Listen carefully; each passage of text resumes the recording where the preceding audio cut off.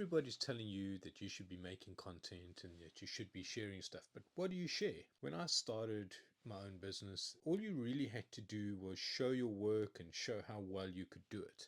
And that could attract a lot of customers. Then I went into advertising, and you could show the work and you could explain things to people.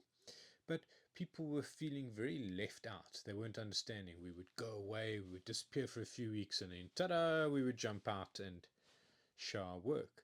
And for a lot of people, that was nerve-wracking. People were worried, were you going to meet the deadline? Were you going to be able to produce something, and so on? So they wanted to be included. Then design thinking and UX and all of these things were introduced at different businesses, and people started getting more and more involved in the process, which is a really healthy thing, because if you take people along the journey, then they're going to be more invested because they understand what you're doing. Well, it's the same thing with content.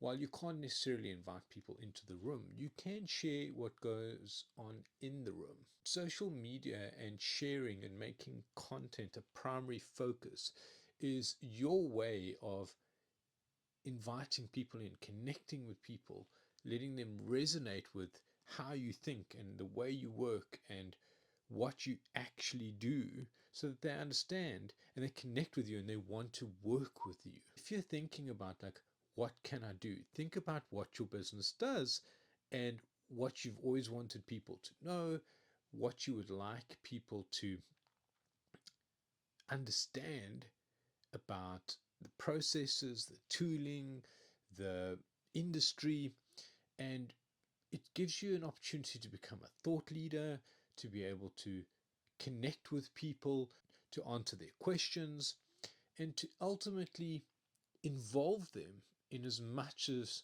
what you do as possible. And that way, when they're thinking of somebody, they'll be thinking about you.